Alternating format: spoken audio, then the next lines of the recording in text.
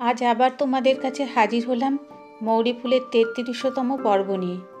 আজ থাকছে মৌরি ফুলের অন্তরের কথা।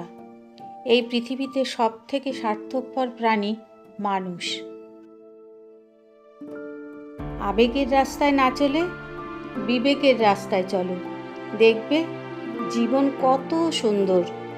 কারণ বিশ্বের শ্রেষ্ঠ সম্পদ বিবেক।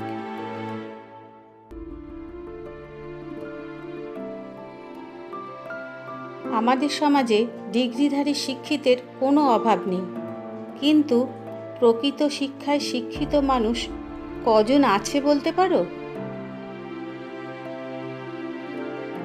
কারোর উপকার করে তার থেকে উপকারের আশা করো না। যদি আশা করো যে আমি তার জন্য এই উপকার করেছি, এটা যতদিন তুমি মনে রাখবে ততদিন তুমি নিজ অহংকারের জ্বালায় জ্বলবে। কিন্তু যদি কেউ তোমার জন্য সামান্যতম উপকার করে, তাহলে সেই উপকার আজীবন মনে রাখলে সারা জীবন সুখী থাকবে। তুমি যদি তোমার স্বামী ও সন্তানের জন্য দুশ্চিন্তা করো এবং সেটা যদি ওরা জানতে পারে, তখন ওরা তোমায় বলে, বোকার মতো চিন্তা করছো কেন? তোমার চিন্তা করার কোনো দরকার নেই। কিন্তু ওরা বোঝে না যে তুমি ওদের আত্মার সঙ্গে জড়িত। তুমি মা, তুমি স্ত্রী, এটা বোঝার মতো বুদ্ধি ওদের নেই। যখন বাড়ির পুরুষরা কোনো কাজ করবে, তখন তাদের কিছু বলা যাবে না, তারা বিরক্ত হবে। কিন্তু বাড়ির মহিলারা যখন নিজস্ব কোনো কাজ করবে, তারা বারবার সেই মহিলাদের বিভিন্নভাবে তাদের ফরমাইশের জন্য বিরক্ত করবে। আর মহিলারা দাঁতে দাঁত চেপে অসীম ধৈর্য ধরে তাদের ফরমাইশগুলোকে পালন করবে। বুঝবেই না যে মহিলাদেরও নিজস্ব কাজের মূল্য আছে।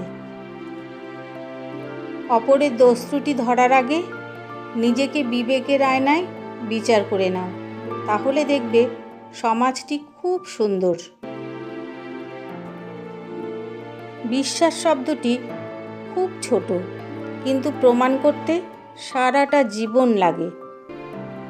ভরসা তাকেই করো যে তোমার হাসির মধ্যে লুকিয়ে থাকা দুঃখ বুঝবে, রাগের মাঝে ভালোবাসা বুঝবে ও তোমার চুপ থাকার কারণ বুঝবে। সফলতা খুব তাড়াতাড়ি আসে না। তুমি যখন কোনো কাজে ব্যর্থ হবে, তখন ভেঙে না পড়ে বরং চেষ্টা করো সফলতার সিঁড়িতে এক ধাপ উঠতে। আমাদের জীবনে কত বাধা বিপদ আসে, কিন্তু আমাদের না থেমে এগিয়ে যেতে হয়। কে কি মনে করছে না ভেবে তোমার যেটা ভালো লাগে সেটাই আনন্দের সঙ্গে করো। কারণ সেই সমালোচকরা একদিন থাকবে না, আর তোমাকেই তোমার কাজের ফল ভোগ করতে হবে। সেজন্য নিজের সিদ্ধান্তকে মূল্য দাও এবং আনন্দময় জীবন কাটাও।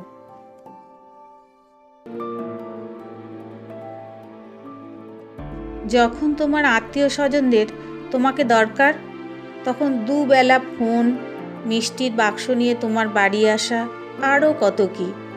কিন্তু যেই প্রয়োজন ফুরিয়ে যায়, তখন নেই কোনো ফোন, নেই কোনো খবর নেয়ার দায়। কারণ এই পৃথিবীতে সবথেকে স্বার্থপর প্রাণী মানুষ। স্বার্থপর প্রাণী মানুষ। স্বার্থপর প্রাণী মানুষ।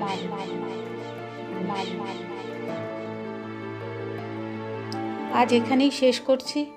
আবার তোমাদের কাছে হাজির হব মৌরি ফুলের ৩৪তম পর্ব সাপ্তাহিক রাশিফল নিয়ে আগামী ১ মে ঠিক সকাল ৮টায়। আমার ভিডিও সবার আগে পেতে আমার চ্যানেলটাকে অবশ্যই সাবস্ক্রাইব করো। আর আমার এই পর্বটি ভালো লাগলে লাইক ও শেয়ার করো।